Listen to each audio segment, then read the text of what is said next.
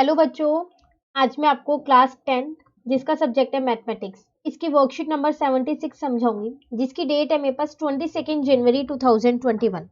आज की वर्कशीट में हम अपनी रिवीजन स्टार्ट करेंगे। ठीक है, तो चैप्टर नंबर 1 से हम रिवीजन को स्टार्ट कर रहे हैं, रियल नंबर्स। ठीक है ना।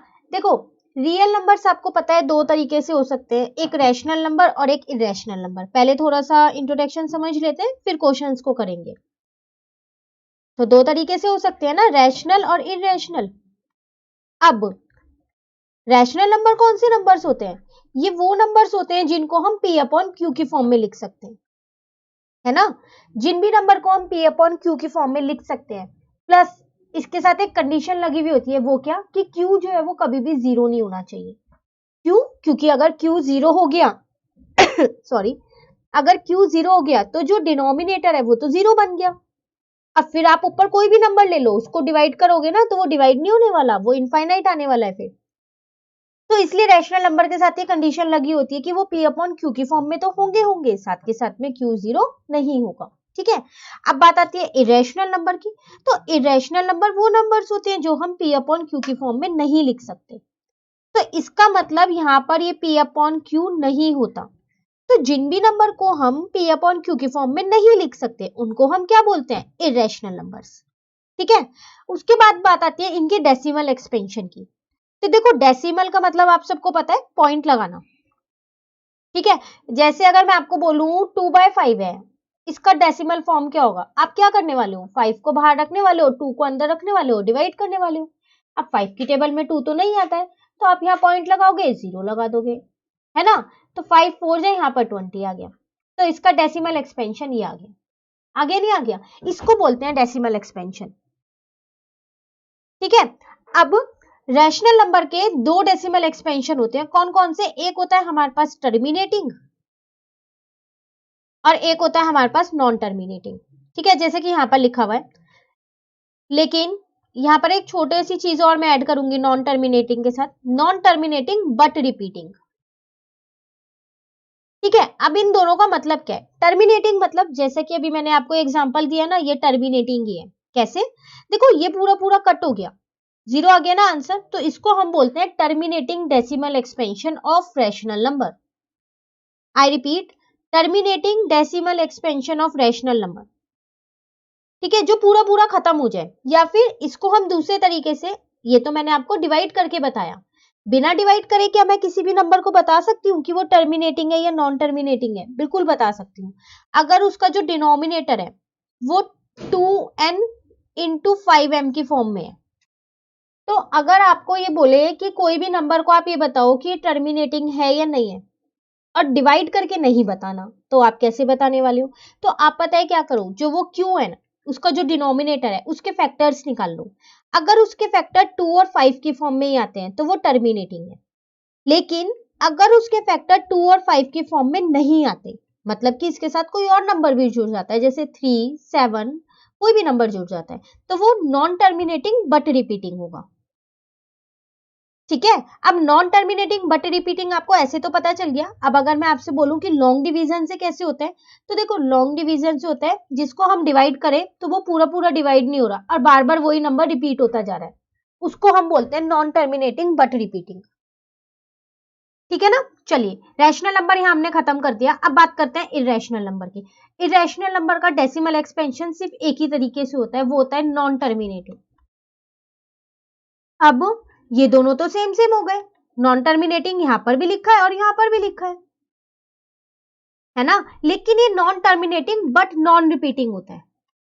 तो ना तो ये खत्म होता, मतलब ना तो पूरा पूरा डिवाइड होता, और ना ही वो नंबर रिपीट होता, चलता रहता है डिवाइड, चलता रहता है डिवाइड, उसको बोलते हैं non terminating but non repeating. ठीक है, देखो जैसे कि आपको यहाँ पर ये एग्जांपल दे रखा है, आप देख रहे हो 0.120 1200 12000 और आगे चलता रहेगा, रिपीट थोड़ी ना हो रहा है। अब अगर आप यहाँ पर देखो, ये जो बार बना हुआ है, इस बार का मतलब ये होता है अब ये नंबर आगे रिपीट होंगे सॉरी। ठीक है ना, तो अब आपको पता चल गया कि नॉन टर्मिनेटिंग बट रिपीटिंग और non terminating but not repeating दोनों में क्या फर्क है। तो जो नंबर, अगर आप किसी दो नंबर्स को डिवाइड करो, अब वो डिवाइड पूरे पूरे नहीं हो रहे, आगे उनमें 0 नहीं आ रहा रिमाइंडर में, तो अगर वो नंबर रिपीट हो रहा है तो वो नॉन टर्मिनेटिंग बट रिपीटिंग है, तो वो रैशनल नंबर है। लेकिन अगर वो नंबर रिपीट भी नहीं हो रहे, हर बार दूसरा नंबर आ रहा है, 0 भी नहीं आ रहा, तो वो non terminating but non repeating है। ठीक है, चलिए अब आगे बढ़ते हैं। यहाँ पर लिखा है the fundamental theorem of arithmetic, बहुत ही इंपॉर्टेंट थ्योरम है। कई बार तो पेपर में खाली थ्योरम लिखने के लिए ही आ जाती है 1 मार्क में कि आप फंडामेंटल थ्योरम ऑफ अरिथमेटिक लिखो। अब ये क्या कहती है फंडामेंटल थ्योरम, देखो ये आपको बोलती है composite numbers are express as a product of prime. हम कोई भी कंपोजिट नंबर को प्राइम नंबर के प्रोडक्ट के फॉर्म में एक्सप्रेस कर सकते हैं। ठीक है, prime factorization is unique apart from order in which the prime factor occur. कह रहा है प्राइम फैक्टराइजेशन तो सब में सेम होते हैं, बस ये होता है कि हम जो है उसका ऑर्डर चेंज कर देते हैं। जैसे कि अगर मैं आपको एक एग्जांपल दूं तो किसका एग्जांपल लेते हैं हम, 12 का ले लेते हैं। ठीक है, अगर मैं 12 के प्राइम फैक्टराइजेशन निकालूं तो 2 6 जा, 2 3 जा और 3 1 जा, तो मेरे हिसाब से 12 के फैक्टर आए 2 इंटू 2 इंटू 3। 2 भी प्राइम नंबर है और 3 भी प्राइम नंबर है, आ गए ना प्रोडक्ट ऑफ प्राइम। लेकिन आपने, अगर मैं आपसे बोलूं कि आप प्राइम फैक्टराइजेशन निकालो 12 के, तो आपने पता है क्या किया, पहले 3 से कर दिया। बिल्कुल कर सकते हो आप 3 से भी, क्योंकि 3 की टेबल में 12 आता है। वैसे तो हम छोटे नंबर से ही स्टार्ट करते हैं, पर अगर आपने इसको 3 से कर दिया तो आप देख रहे हो प्राइम फैक्टराइजेशन तो आपके भी सेम ही आए हैं, 3 इंटू 2 इंटू 2 आया नहीं आए, बस ऑर्डर ही तो चेंज हो गया। मेरा 3 बाद में लिखा है, आपका 3 पहले लिखा है तो ये प्राइम नंबर ही और उनका प्रोडक्ट ही है। ठीक है, तो फंडामेंटल थ्योरम आपको यही बताती है, बहुत इंपॉर्टेंट थ्योरम है, अच्छे से आप इसको याद कर लीजिएगा। ठीक है ना, चलिए अब आगे देखते हैं। अब आगे आपके पास फॉर्मूलेज, तो इस चैप्टर में हमने सिर्फ 2 ही फॉर्मूलेज अच्छे से किए, एक एचसीएफ निकालने वाला, एक एलसीएम निकालने वाला प्राइम फैक्टराइजेशन से। एक तो यही वाला किया था, दूसरा हमने किया था HCF into LCM is equal to product of 2 number. कई बार तो ये फिल इन द ब्लैंक्स में ही आ जाता है 1 मार्क में, एचसीएफ एबी का एलसीएम एबी का इज इक्वल्स टू डैश, तो ये डैश आपको फिल करना है। ठीक है, तो ये फॉर्मूला आपको पता ही होगा, इसके मैंने आपको इस चैप्टर के 1 मार्क के सारे इंपॉर्टेंट क्वेश्चंस करा दिए, जितने भी पॉसिबल क्वेश्चंस आ सकते थे 1 मार्क के, तो उसकी वीडियो मैंने आपको बना के दे दी है। ठीक है ना, मैं उसका लिंक भी दे दूंगी आपको डिस्क्रिप्शन बॉक्स में, तो आप वहां देखना कि किस तरीके से इस फॉर्मूले पे बेस्ड क्वेश्चंस आए हुए हैं। ठीक है ना, चलिए अब हम आते हैं अपने क्वेश्चंस के ऊपर। तो यहाँ पर टोटल हमारे को 5 क्वेश्चंस दिए हुए करने के लिए, तो एक एक करके स्टार्ट करते हैं। क्वेश्चन नंबर 1 आपसे कह रहे हैं after how many decimal places will the decimal expansion of the number will terminate. कह रहा है कितने डेसिमल प्लेसेस के बाद इस नंबर का जो डेसिमल एक्सपेंशन होगा वो टर्मिनेट हो जाएगा। टर्मिनेट का मतलब है खत्म हो जाएगा। ठीक है, तो देखो ऐसा क्वेश्चन ना आपकी जो इस चैप्टर की वर्कशीट आई थी ना स्टार्टिंग की 1 2 3 उसमें भी है, तो आप एक बार वर्कशीट से भी रिवाइज कर लीजिएगा। ठीक है, ये सारे क्वेश्चंस, ये वाली वर्कशीट तो करना ही करना, साथ के साथ में जो इस चैप्टर की पहले वर्कशीट आई थी स्टार्टिंग में वो भी आप कर लीजिएगा। ठीक है, तो उसकी लिंक भी मैं आपको डिस्क्रिप्शन बॉक्स में दे दूंगी, तो वो तीनों वर्कशीट्स भी आप कर लीजिएगा। देखो अब आपसे यहाँ पर पता है क्या कह रहा है, आपसे ये कह रहा है कि ये बताओ कि ये नंबर कितने डेसिमल प्लेस के बाद टर्मिनेट होगा। तो जब भी ऐसे बोले ना कि कितने डेसिमल प्लेस के बाद होगा, हमेशा डिनोमिनेटर देखो। देखो यहाँ पर 2 की पावर 3 है, यहाँ पर 5 की पावर 2 है। आप ऐसा करो दोनों को सेम पावर बना दो, तो मैं 5 की पावर भी 3 बना देती हूँ। अब वो कैसे बनाऊं, तो वो हम ऐसे बना देते हैं, एक बार 5 ऊपर मल्टीप्लाई कर देते हैं, एक बार हम नीचे मल्टीप्लाई कर सकते हैं। मल्टीप्लाई तो हम खुद से कर सकते हैं ना। हाँ ये बात है, अगर हम एक जगह कर रहे हैं तो दूसरी जगह भी करनी पड़ेगी, मतलब कि अगर हम डिनोमिनेटर में कर रहे हैं तो न्यूमरेटर में भी करना पड़ेगा, और अगर हम न्यूमरेटर में कर रहे हैं तो डिनोमिनेटर में भी करना पड़ेगा। ठीक है नहीं, ठीक है। अब इसको इंटू किया तो 265 आया, और यहाँ पर आ गया 2 की पावर 3 इंटू में 5 की पावर 3। अब तो दोनों सेम सेम बन गई, जब पावर यहाँ पर 1 है, बीच का बेस, ये बेस सेम हो और बीच में मल्टीप्लाई हो तो पार्स ऐड हो जाती है, वही मैंने कर दिया। अब इसको हम ये लिख सकते हैं ना, जब पावर सेम होती है तो एक ही बेस बना देते हैं। ठीक है, तो ये आ गया मेरा 10 की पावर 3, तो इसको अब मैं ये लिख सकती हूँ 1000। 10 की पावर 3 का मतलब 1000 ही तो हुआ, बस डेसिमल लगाओ। तो कितने डेसिमल के बाद हुआ? तो आफ्टर 3 डेसिमल प्लेस। क्यों? क्योंकि डेसिमल के बाद 3 डिजिट है, तो आफ्टर 3 डेसिमल प्लेसेस। ठीक है, चलिए क्वेश्चन नंबर 2 करते हैं। क्वेश्चन नंबर 2 में आपसे कह रहा है using prime factorization, prime factorization का यूज करना है आपको। क्या करना है? एचसीएफ और एलसीएम निकालना है इन दोनों का। एचसीएफ मतलब हाईएस्ट कॉमन फैक्टर और एलसीएम मतलब लोएस्ट कॉमन मल्टीपल। ठीक है, देखो प्राइम फैक्टराइजेशन कह रहा है तो पहले इनके फैक्टर्स निकाल लेते हैं। तो 2 से इसको किया तो 84, फिर ये 2 की टेबल में आता है 42 पे, अभी भी ये 2 की टेबल में आता है 21 पे, अब ये 2 की टेबल में नहीं आता, 3 की टेबल में आता है। ठीक है, उसी तरीके से 448 के भी निकाल लेते हैं। तो 2 की टेबल में ये 224 पे आता है, फिर ये 2 की टेबल में 112 पे आता है, फिर ये 2 की टेबल में 56 पे आता है, फिर ये 2 की टेबल में 28 पे आता है, ये 2 की टेबल में 14 पे आता है। 2 7 जा 7 1 जा। अब आप क्या करो, पहले ना इनके फैक्टर्स लिख लो। 168 के आए 2 इंटू 2 इंटू 2 इंटू 3 इंटू 7, और 448 के आपके पास आए यहाँ पर 2 इंटू 2 इंटू 2, गिन लूं एक बार कितनी बार है, 1 2 3 4 5 6, 4 5 6 इंटू 7। अब पता है आप क्या करो, जो कॉमन है ना उनको सर्कल लगा दो। कॉमन मतलब जो दोनों में आए हुए हैं, जैसे ये 2 दोनों में आया है, ये वाला 2 दोनों में है, ये वाला 2 दोनों में है, और ये वाला 7 दोनों में है।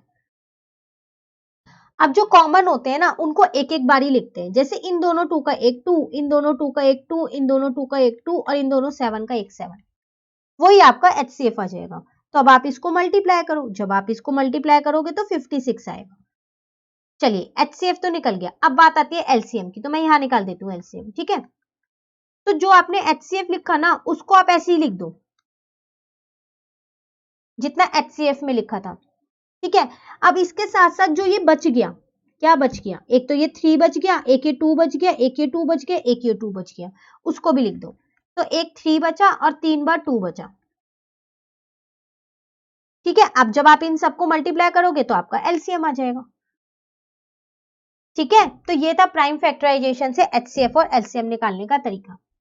चलिए क्वेश्चन नंबर 3 देखते हैं, बहुत ही इंपॉर्टेंट क्वेश्चन है, एक्सरसाइज 1.3 का क्वेश्चन है ये, और एक क्वेश्चन कंपल्सरी आएगा ही आएगा। क्वेश्चन है आप पे, prove that root 2 is an irrational number. Prove करो कि रूट 2 इरेशनल नंबर है। वैसे तो हमको पता है रूट 2 इरेशनल नंबर है, लेकिन आपसे यहाँ पर कह रहा है आपको प्रूव करना है वही चीज।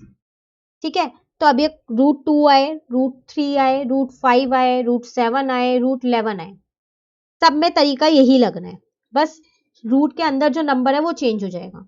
ठीक है, देखो हम पता है क्या करते हैं, सबसे पहले ना हम एज्यूम कर लेते हैं कि जो ये रूट 2 है ना वो रैशनल नंबर है। ठीक है, ये हम खुद से एज्यूम कर रहे हैं, तो यहां पर लिख देते हैं, let us assume that root 2 is rational. ठीक है, अब जब रूट 2 रैशनल है तो इसका मतलब मैं इसको पी अपॉन क्यू की फॉर्म में लिख सकती हूँ, है ना। तो इसका मतलब root 2 is equal to P upon Q होगा, जबकि जो ये पी और क्यू है वो क्या है, ये मेरे इंटीजर्स हैं।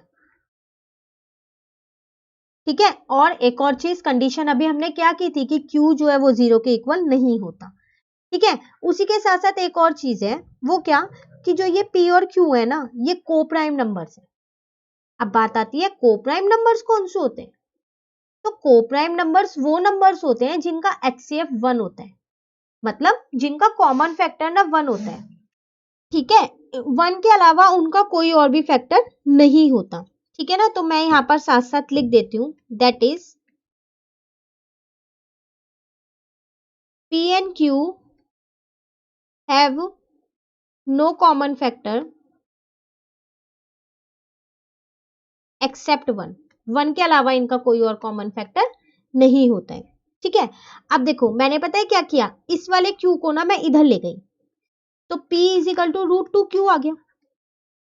ठीक है, अब मैंने दोनों साइड स्क्वायर कर लिया, तो ऑन स्क्वायरिंग बोथ साइड,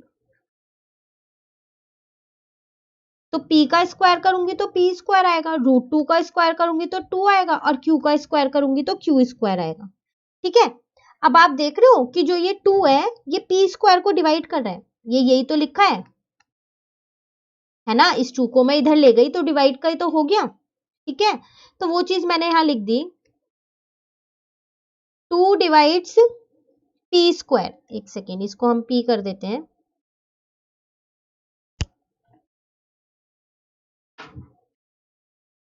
ठीक है ना। अब जब 2 p स्क्वायर को डिवाइड कर रहे हैं तो फिर 2 तो p को भी डिवाइड करेगा, तो फिर 2 डिवाइड्स p ऑल्सो।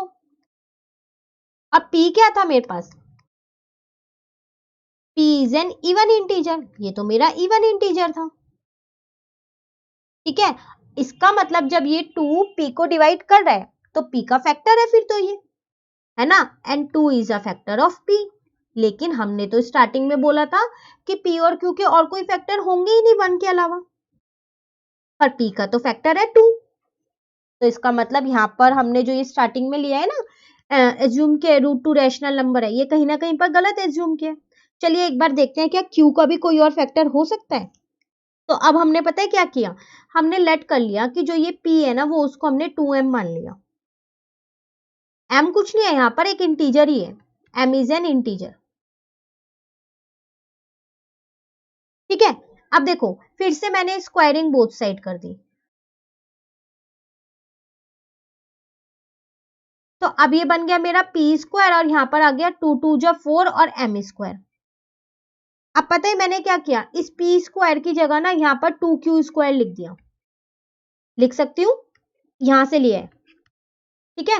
अब ये 2 उधर जाएगा तो q स्क्वायर आ गया 2m स्क्वायर।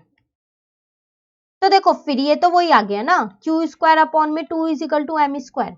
इस 2 को मैं नीचे ले आऊंगी तो फिर वही सेम चीज आ गई ये तो, कि जो 2 है वो डिवाइड किसको कर रहा है, q स्क्वायर को, तो फिर 2 तो डिवाइड करेगा q को भी, 2 डिवाइड्स q। और जबकि q क्या है मेरे पास, इवन इंटीजर, और 2 तो फिर q का भी फैक्टर हो गया, ठीक है। तो मैं इसको यहाँ आगे लिख रही हूँ। तो हमने यहाँ पर लास्ट यहाँ अब लिखते हैं हम q is an even integer, ठीक है ना। अब 2 क्या है, और 2 is a factor of, 2 is a factor of q। अब इसका मतलब p और q के तो एक एक फैक्टर और है 2, तो वो तो को प्राइम नंबर नहीं है, नहीं है ना। तो it means p and q have at least 2 as a common factor,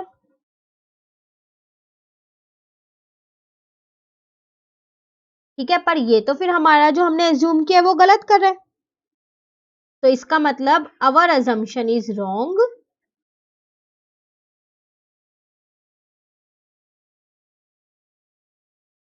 root 2 is an irrational number. इसका मतलब जो हमने स्टार्टिंग में एज्यूम किया था वही हमने गलत एज्यूम किया था, रूट 2 तो हमारा इरेशनल नंबर है, ठीक है।